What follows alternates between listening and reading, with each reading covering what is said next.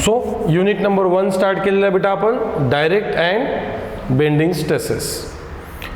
तर direct and bending stresses, तर बेटा डायरेक्ट स्ट्रेस कधी डेव्हलप होतो, जेव्हा लोड ॲक्ट होतो on the axis of a member.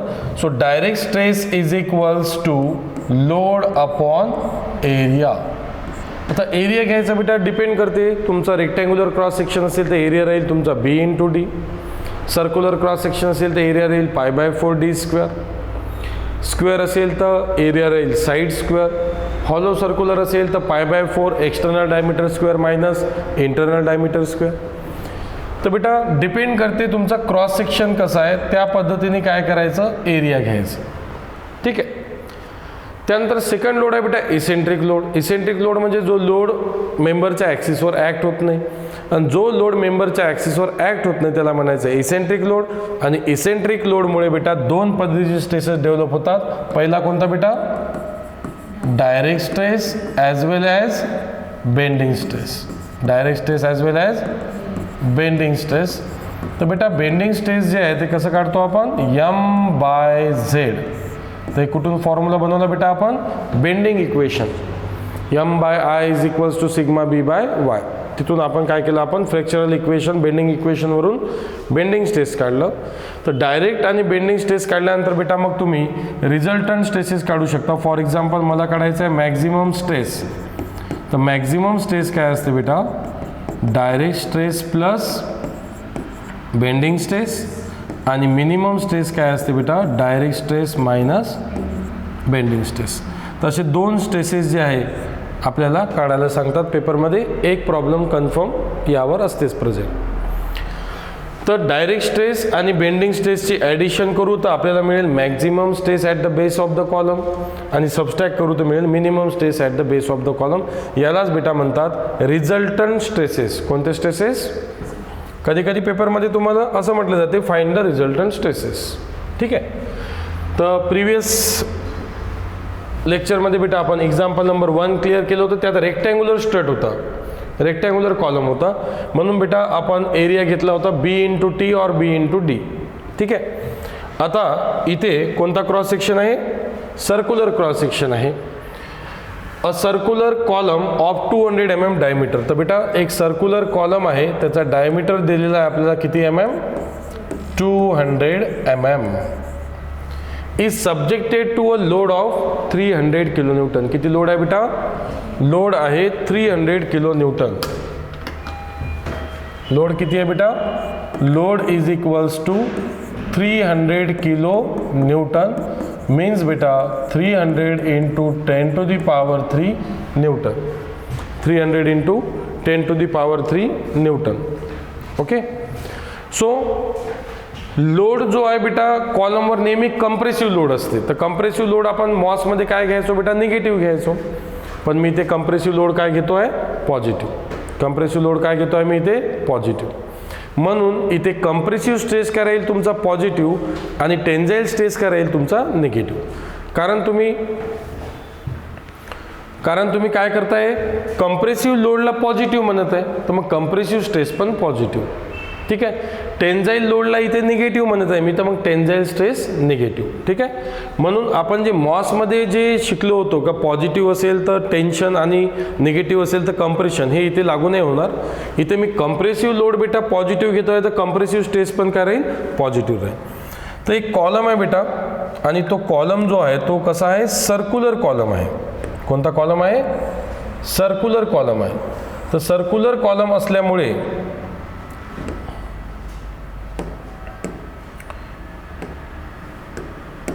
कोणता कॉलम आहे, सर्क्युलर कॉलम आहे.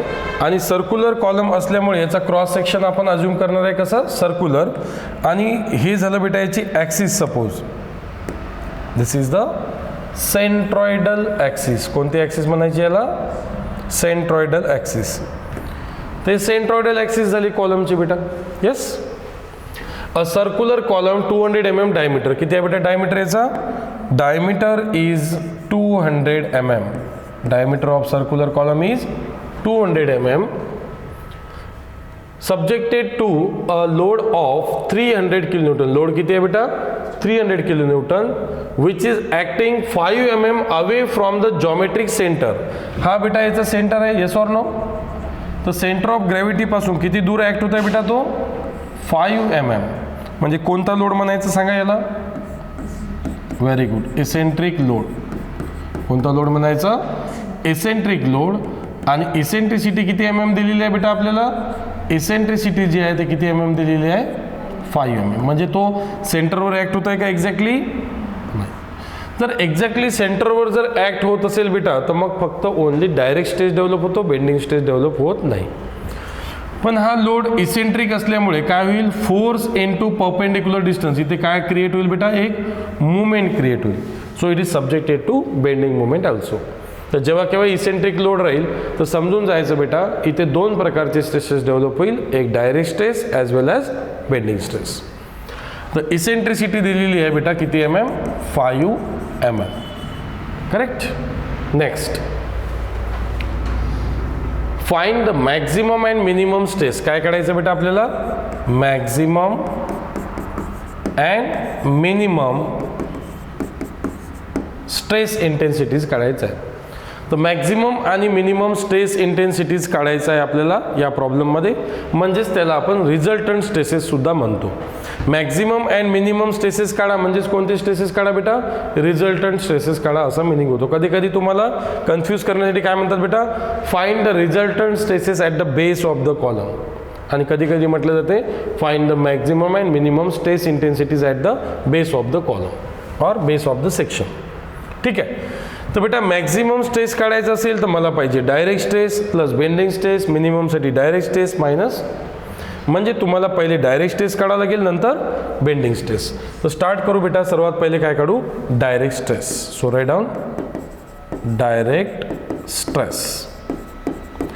तर डायरेक्ट स्ट्रेस काय असते बेटा? Direct stress is equals to load upon cross sectional area. Load upon cross sectional area. तर बेटा हा सर्क्युलर क्रॉस सेक्शन असल्यामुळे, सर्क्युलर आहे का हॉलो सर्क्युलर आहे? कारण एकच डायमीटर दिला. एकच डायमीटर दिला असेल तर समजायचं बेटा हे काय आहे? हे सॉलिड सर्क्युलर आहे. Okay. Now area of cross section. Area of cross section काय होईल बेटा? π/4d². कारण सर्कल आहे. तर सर्कलचा क्रॉस सेक्शन काय असते बेटा? π/4d².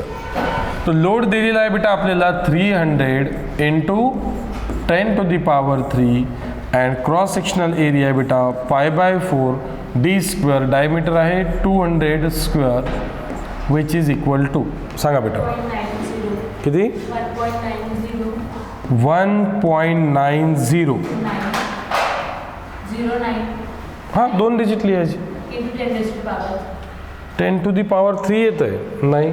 मग तुम्ही स्क्वेअर नसेल केलं बेटा. पहा चेक करा बरं, बाकीच्यांनी चेक करा. π/4d², 300 × 10⁻³ divided by π/4 × d². म्हणून बेटा सर्वांनी कॅल्सी वापरा. ऑनलाईन स्टुडंट तुम्ही सुद्धा कॅल्सी वापरा बेटा. 9.54 Nm². कारण लोड कशात ठेवला बेटा तुम्ही? न्यूटन. डायमीटर कशात आहे? mm चा स्क्वेअर mm². याला म्हणतात बेटा first part of the problem direct stress. तर जेव्हा केव्हा ही इसेंट्रिक लोड ॲक्ट होईल तो eccentric load produces both direct stress as well as bending stress. तर पहिले काढलं बेटा आपण डायरेक्ट स्ट्रेस. आता जाऊ आपण बेंडिंग स्ट्रेसकडे. So right down bending stress. तर बेटा बेंडिंग स्ट्रेस काय असते? Bending stress is equals to m/z. m/z. m काय असते बेटा? m is equal to force into perpendicular distance p × e. Movement कशामुळे जनरेट होता बेटा? इसेंट्रिक लोडमुळे. Force into perpendicular distance. Okay. याला काय म्हणू आपण? m. आणि z माहिती आहे बेटा तुम्हाला? z काय असते सांगा?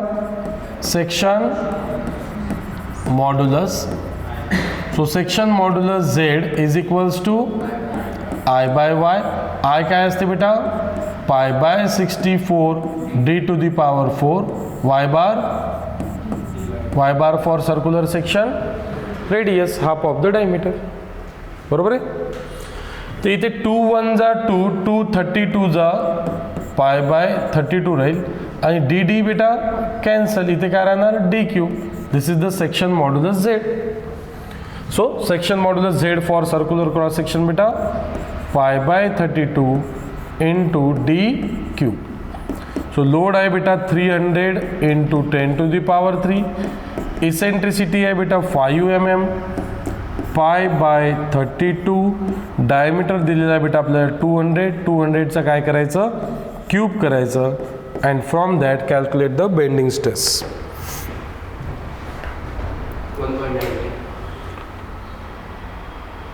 π/32 किती आलं बेटा 1.90.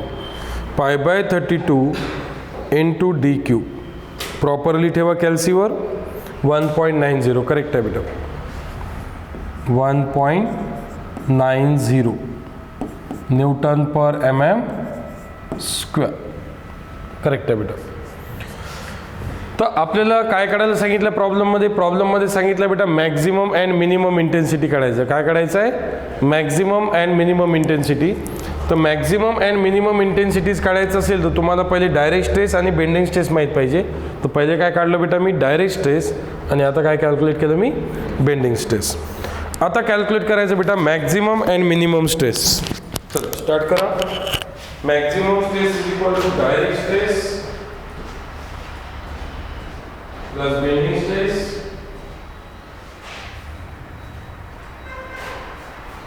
and minimum stress beta direct stress minus bending stress. Direct stress plus bending stress and direct stress minus bending stress.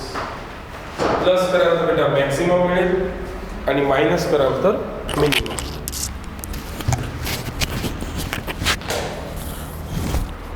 So direct stress plus bending stress and direct stress minus bending stress.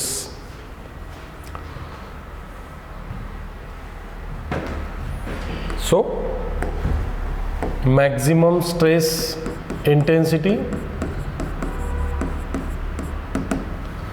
and minimum stress intensity. So maximum stress is equals to direct stress plus bending stress. तर direct stress किती आहे बेटा 9.54 आणि bending stress आहे 1.90. So from that 1.90 plus 9.54 it is equal to 11.44 newton पर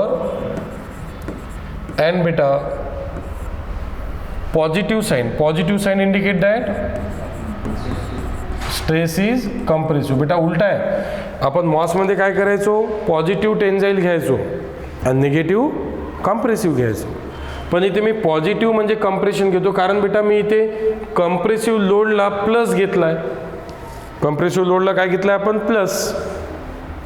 जर तुम्ही इथे compressive लोडला मायनस घ्याल तर मग मायनस येईल तुमचं कम्प्रेसिव्ह स्ट्रेस. अलग लक्षात कम्प्रेसिव्ह स्ट्रेस काय येईल तुमचं मायनस येईल. पण आपण कम्प्रेसिव्ह लोडला पॉझिटिव्ह घेतो आहे तर कम्प्रेसिव्ह स्ट्रेस पण काय राहील मग पॉझिटिव्ह. तर पॉझिटिव्ह साईन आलं म्हणजे समजून जायचं तो काय ठीक आहे. चुकीनं टेन्साईल लिहायचं नाही. त्यानंतर बेटा मिनिमम स्ट्रेस कसं काढतात direct stress minus bending stress. तर डायरेक्ट स्ट्रेस आहे बेटा 9.54 मायनस 1.90. तर प्लस साईन डिलीट करा आणि मायनस घ्या बेटा तिथे 7.64. पॉझिटिव्ह का negative positive. So it is also compressive. Positive येत असेल तर काय म्हणायचं बेटा कम्प्रेसिव्ह. निगेटिव्ह येत असेल तर काय म्हणायचं टेन्शन. तर 11.44 तर 11.94 आहे इथे आणि सेकंड काय बेटा 7.64 तर 7.16 आहे. तर यांनी पॉईंटमध्ये व्हेरिएशन येणारच आपलं ॲन्सरसोबत, कारण बेटा आपण काय करतो सेपरेटली काढतो आणि समोरचे पॉईंट्स जे आहे काय करतो आपण लिव्ह करून देतो, त्याच्यामुळे आपल्या आणि बुकच्या ॲन्सरमध्ये पॉईंटचा व्हेरिएशन राहणार. मग पॉईंटचा व्हेरिएशन राहिलं म्हणजे तुमचं ॲन्सर चुकलं नाही, तुमचं ॲन्सर बरोबर आहे. ठीक आहे. तर कोणी 2 डिजिट घेते, कोणी 3 डिजिट घेते, ते डिपेंड करते प्रत्येकावर. ठीक आहे. तर पॉईंटमध्ये व्हेरिएशन येऊ शकते. ठीक आहे. तर हे झालं बेटा मॅक्झिमम अँड मिनिमम इंटेन्सिटीज जे आपल्याला सांगितलं होतं फाइंड आउट करायला. आता बेटा कधी कधी काय करतात, स्टेज डिस्ट्रीब्युशन डायग्राम ड्रॉ करा म्हणतात. कोणती डायग्राम ड्रॉ करा म्हणतात? Stage distribution. तर ही स्टेज डिस्ट्रीब्युशन डायग्राम कशी ड्रॉ करायची पहा बेटा, लक्ष द्या. हे मी प्रोजेक्शन घेतो सर्कलचे, पाहून घ्या बेटा स्टेज डिस्ट्रीब्युशन डायग्राम कशी ड्रॉ करायची. बोर्डवर लक्ष ठेवा. ओके. तर बेटा मॅक्झिमम पण पॉझिटिव्ह आहे, मिनिमम पण पॉझिटिव्ह आहे. तर मिनिमम स्टेज किती आहे? 7.64. तर पहिले मी काय ड्रॉ करतो? मिनिमम. पहिले काय ड्रॉ करतो बेटा मी? Sigma minimum. किती आहे? 7.64. सिग्मा मॅक्झिमम तो पण पॉझिटिव्ह आहे. किती आहे? तर 7 पेक्षा 11 जे आहे ते काय दाखवावं लागेल बेटा आपल्याला? ग्रेटर और स्मॉलर? ग्रेटर दाखवावं लागेल. तर 7.64 पेक्षा 11.44 हे ग्रेटर दाखवतो मी, आणि हे दोन्ही काय बेटा पॉझिटिव्ह आहे. दोन्ही काय आहे? म्हणून पूर्ण डायग्राम कशी येईल बेटा आपली? पॉझिटिव्ह येईल का निगेटिव्ह येईल? पॉझिटिव्ह येईल.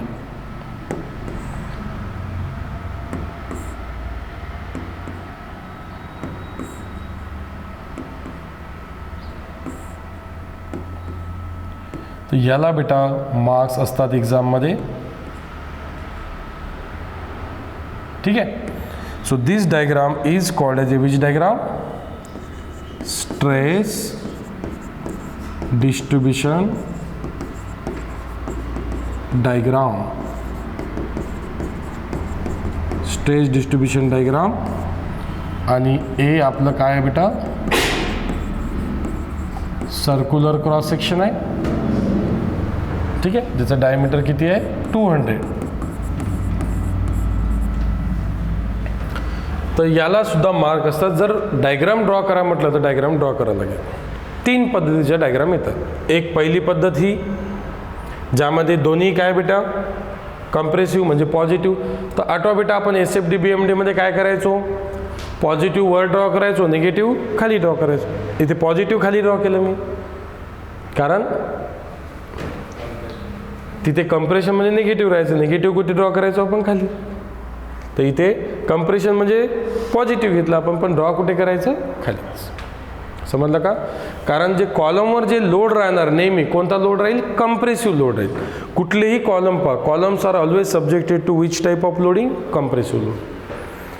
त्यामुळे बेटा आपल्याला जिथे कंप्रेसिव्ह लोडला जर मी पॉझिटिव्ह घेतलं तर कंप्रेसिव्ह स्ट्रेसला काय घ्यावं लागेल? पॉझिटिव्ह.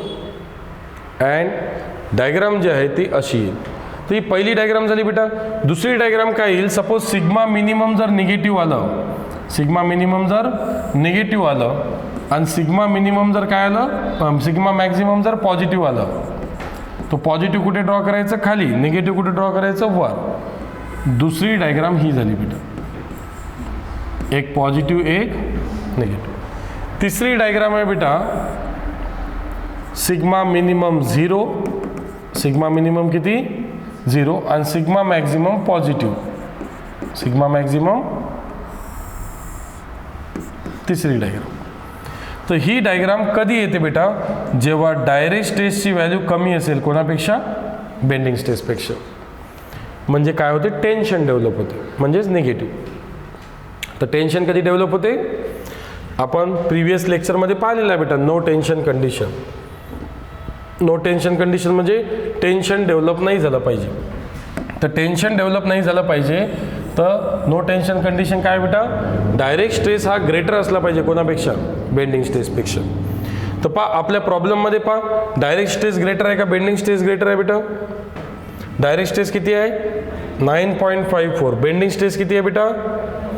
तर डायरेक्ट स्ट्रेस हा बेंडिंग स्ट्रेसपेक्षा जास्त आहे.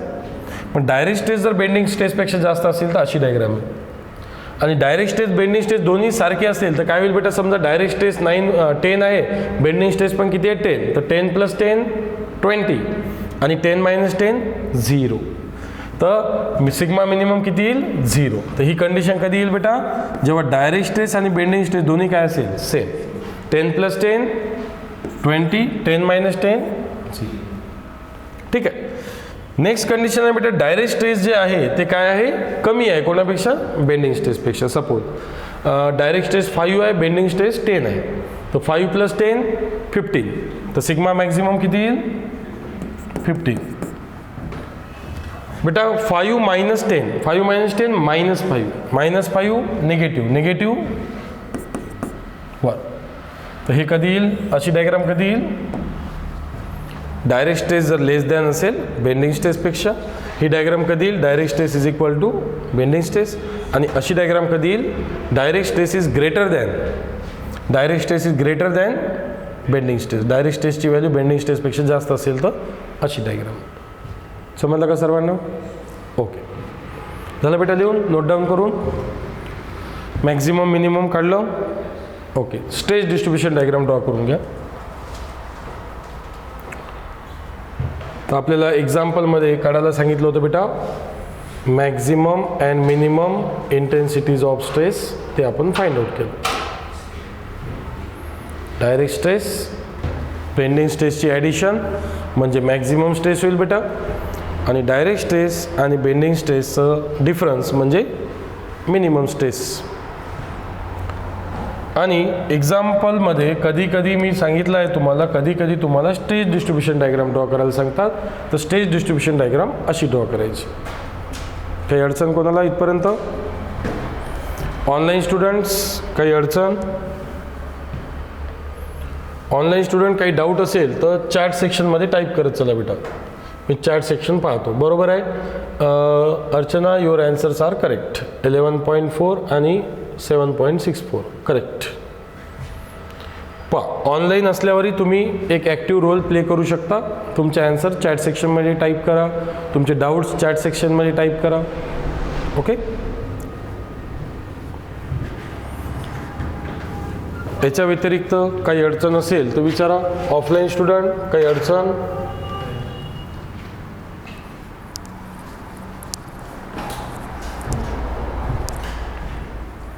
काही अडचण असेल तर डिस्कस करायचं बेटा, डाऊट हाईड करायचे नाही.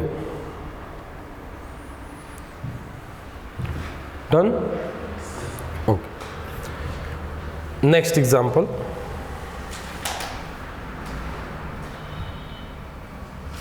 Example number 3.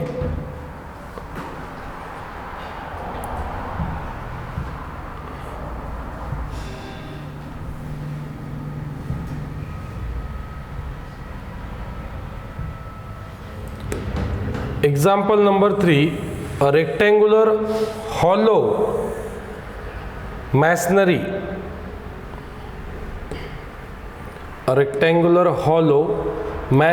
pier of 1200 mm by 800 mm with wall thickness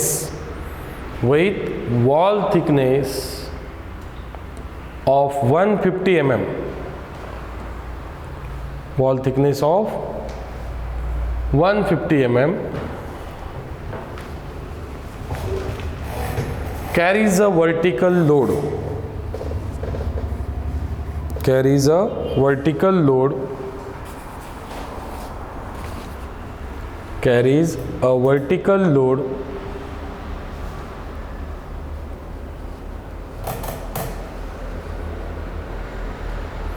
Of 100 kilonewton. Carries a vertical load of 100 kilonewton at an eccentricity of 100 mm. At an eccentricity of 100 mm in the plane. Eccentricity of 100 mm in the plane bisecting in the plane bisecting TO2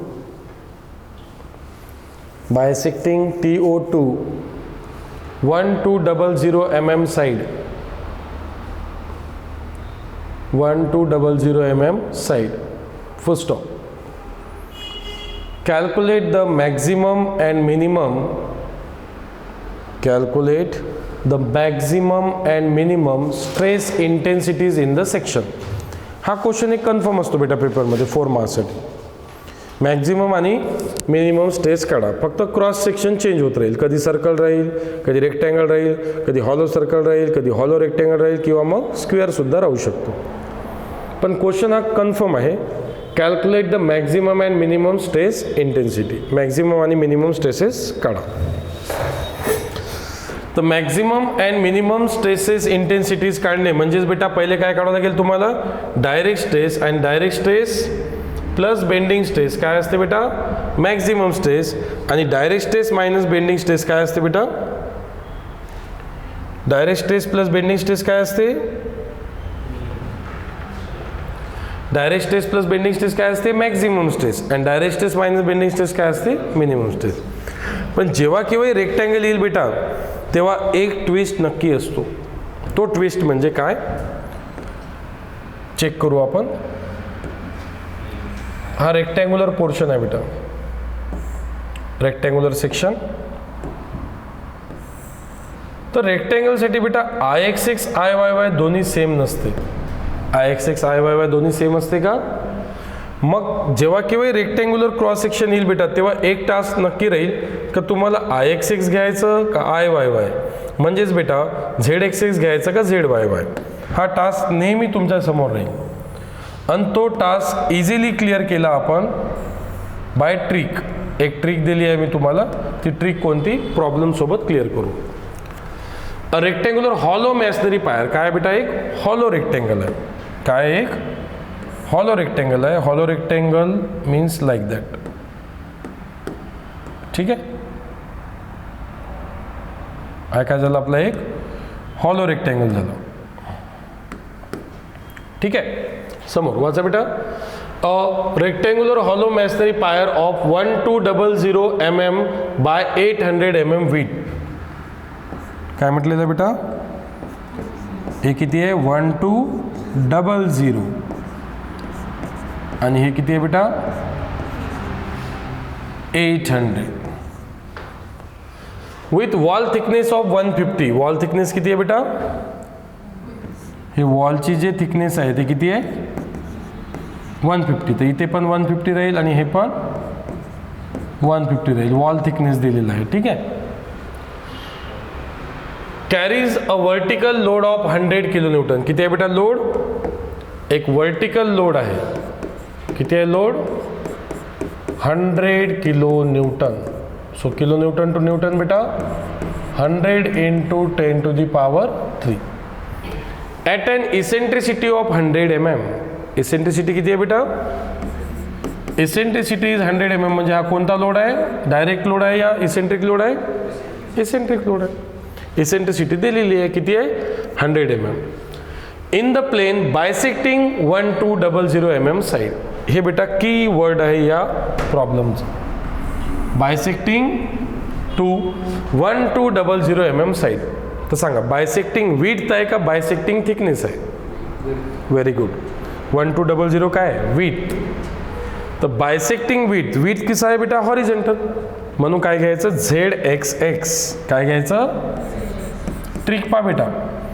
बायसेक्टिंग काय असेल, बायसेक्टिंग width असेल, बायसेक्टिंग width असेल तर काय घ्यायचं ZXX.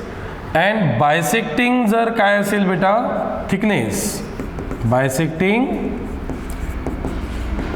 Thickness. तर बायसेक्टिंग thickness म्हणजे बेटा बायसेक्टिंग 800. तर बायसेक्टिंग 800 असेल बेटा तर काय करायचं ZYY. कारण थिकनेस कशी आहे वर्टिकल, वर्टिकल काय असते YY.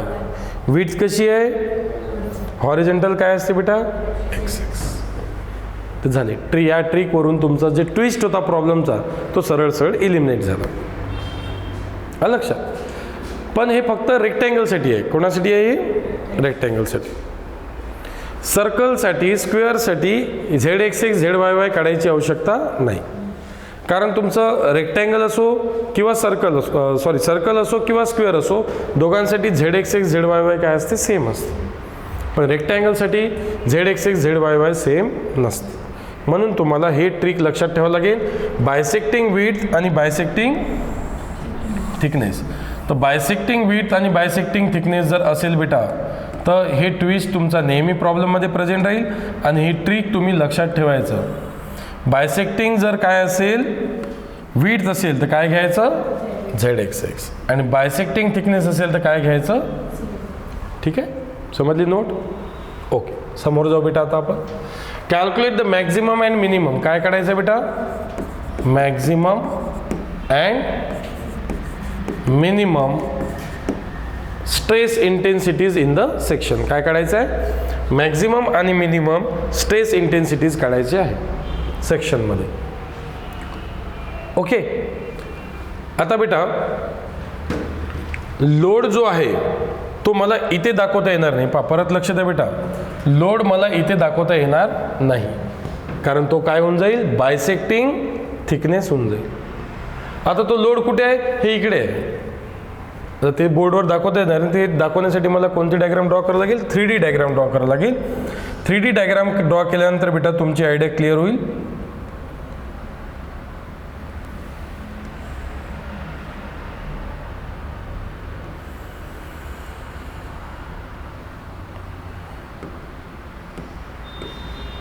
हे काय? विड्थ. ठीक आहे, हे काय? Thickness. This is the top view. Okay, आता बेटा इथे मी ॲक्सिसेस ड्रॉ करतो. हे काय झालं? बायसेक्टिंग थिकनेस. आणि हे काय झालं? बायसेक्टिंग विड्थ. हे विड्थ आहे ना बेटा, हे विड्थला बायसेक्ट करताय, हे थिकनेसला बायसेक्ट करताय. तर तुमचा जो लोड आहे बेटा, तो लोड कुठे आहे आता प्रेझेंट? तो लोड इथे आहे. किती mm वर आहे? 100 mm. तो जो हा इसेंट्रिक लोड आहे तो इथे आहे बेटा. कुठून ऍक्ट होत आहे? तो सेंटर ऑफ ग्रॅव्हिटी पासून. कुठून ऍक्ट होत आहे? सेंटर ऑफ ग्रॅव्हिटी पासून या अंतरावर. याला काय म्हणतो बेटा आपण? E. तर हा लोड जर मला फ्रंट व्ह्यू मध्ये दाखवायचा असेल तर तो बरोबर कुठे दिसेल? तो या ॲक्सिसवर दिसेल. कुठे दिसेल? फ्रंट व्ह्यू मध्ये बेटा. बरोबर आहे. आता तुम्ही याला डायरेक्ट लोड म्हणाल, कारण तो कुठे दिसते? ॲक्सिसवर दिसते. पण तो ॲक्सिसवर नाही आहे. तो कुठे आहे? तो ॲक्सिस पासून दूर आहे. पण मला फ्रंट व्ह्यू ड्रॉ करताना हा लोड या ॲक्सिसवरच ड्रॉ करावा लागेल. पण बायसेक्टिंग थिकनेस असतं तर मग बेटा लोड कुठे आला असता? इकडे. मग तुम्ही फ्रंट व्ह्यू मध्ये कुठे दाखवला असता त्या लोडला? तर बायसेक्टिंग थिकनेस दाखवता येते. बायसेक्टिंग विड्थ जे आहे ते बायसेक्टिंग विड्थ जर दाखवलं मी तर बेटा तुम्हाला असं वाटेल का तो लोड कोणता आहे? डायरेक्ट लोडच आहे. पण तो डायरेक्ट लोड नाही, तो कोणता लोड आहे? इसेंट्रिक लोड आहे. कारण हा लोड कोणाला बायसेक्ट करतोय बेटा? विड्थला बायसेक्ट करतो, थिकनेसला नाही. समजलं का? आयडिया क्लिअर झाली? तर असं प्रॅक्टिकली शिकावं लागेल तुम्हाला सब्जेक्ट. हे सब्जेक्ट शिकत आहे आपण सेमिस्टरसाठी नाही, हे तुम्हाला उद्या चालून भविष्यात याच्यातच काम करायचं आहे. तुम्हाला कॉलम डिझाईन करायचं आहे, तुम्हाला बीम डिझाईन करायचं आहे, तुम्हाला स्लॅब डिझाईन करायचं आहे. ते सर्व तिथे इम्प्लिमेंट करावं लागेल तुम्हाला. लक्षात? ओके, तर हे आयडिया क्लिअर झाली का डायग्रामची? ओके, आता येऊ बेटा आपण काय काढायचं आपल्याला? Maximum minimum. तर रेक्टँगलचे एक्सटर्नल डायमेन्शन किती आहे बेटा? विड्थ किती आहे? 1200. आणि बेटा डेप्थ किती आहे? डेप्थ और थिकनेस किती आहे? 800. हे झाले एक्सटर्नल बेटा, म्हणून कॅपिटलने डिनोट केलं. आता इंटरनल विड्थ. तर बेटा या 1200 मधून इकडून 150 आणि या साईडनी 150. 150 प्लस 150 300. 300 मायनस करा, किती येईल? तर विड्थ किती होईल? आणि थिकनेस और डेप्थ किती होईल? 800 मधून हे 150 आणि हे 150 मायनस करा बेटा, 500. तर हे डायमेन्शन कसे काढले समजलं का सर्वांना? Yes or no? हे डायमेन्शन कसे काढले मी, थिकनेस मायनस करून, किती थिकनेस, ट्वाइस थिकनेस मायनस करून इंटरनल डायमेन्शन काढले. आता डायरेक्ट स्ट्रेस काय असते बेटा, डायरेक्ट स्ट्रेस सांगा मला. What is direct stress? Direct stress is equals to load upon area. तर बेटा मला एरिया सांगा हॉलो रेक्टँगलचा, capital B into D minus मोठ्या रेक्टँगलमधनं छोटा रेक्टँगल काय करावं लागेल, या लार्जर रेक्टँगलमधून स्मॉलर रेक्टँगल मायनस करावं लागेल, तेव्हा काय मिळेल आपल्याला, hollow rectangle. Yes. So load किती आहे बेटा, load is 100 kilo newton. So 100 into 10 to the power 3. Width बेटा 1200, डेप्थ 800. इंटरनल रेक्टँगलची width, depth. So from that calculate the value of direct stress. 0.19 Newton per mm square. कारण बेटा तुम्ही load न्यूटनमध्ये ठेवला आणि एरिया कशात ठेवलेला आहे, mm स्क्वेअरमध्ये. समजला का डायरेक्ट स्ट्रेस? काही डाऊट डायरेक्ट स्ट्रेसमध्ये? आता बेटा नेक्स्ट काय काढावं लागेल सांगा, बेंडिंग स्ट्रेस. काय असते बेटा bending stress? Bending stress is equals to M by Z. आता झेड एक्स एक्स घ्याल का झेड वाय वाय? बायसेक्टिंग काय, bisecting with, bisecting with Z X X. तर झेड एक्स एक्स म्हणजे काय होणार बेटा, झेड एक्स एक्स म्हणजे R X X upon Y bar, आणि झेड वाय वाय म्हणजे बेटा I Y Y upon X bar. समजलं का? जेव्हा तुम्ही आय एक्स एक्स घ्याल तर काय घ्यायचं, वाय बार, आणि आय वाय वाय घ्याल तर काय घ्याल, एक्स बार. समजलं का? उलट I X X Y bar, I Y Y X bar. सांगा बेटा मग हॉलो रेक्टँगलसाठी काय असते, I X X B D cube by 12. बरोबर आहे बेटा? तर मग larger rectangle minus smaller rectangle, and Y bar काय असते बेटा सांगा, तो कोणता डी बाय 2, कॅपिटल डी का स्मॉल डी? इथे कॅपिटल डी घ्यावं लागेल बेटा. न्यूट्रल ॲक्सिस पासूनचा हा जो डिस्टन्स आहे हा काय आपला, तर हा घ्यावा लागेल कॅपिटल डी बाय 2. समजलं का सर्वांना? अरे यस ऑर नो? ओके. तर झेड एक्स एक्स जो आहे सेक्शन मॉड्युलस तो काय होईल बेटा, मग काढून सांगा मला.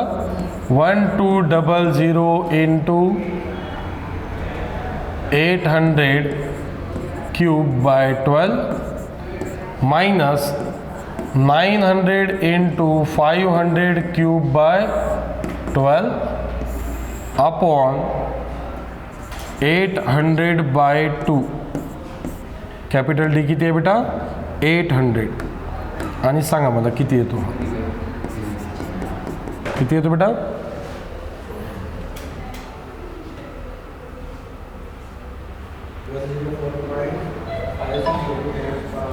104.56 into mm cube. Section modulus काय असते युनिट, mm क्यूब. आता यम काय असते बेटा, M is force into perpendicular distance. So what is force, 100 into 10 to the power 3. Eccentricity बेटा, इसेंट्रिसिटी 100 आहे का? Yes, eccentricity is 100. झेड बेटा 104.56 into 10 to the power 6. So answer is 0.95 Newton per mm square. तर direct stress आणि bending stress दोन्ही काढलं बेटा आपण. आता काय काढणार, maximum stress and minimum stress. So what is maximum stress,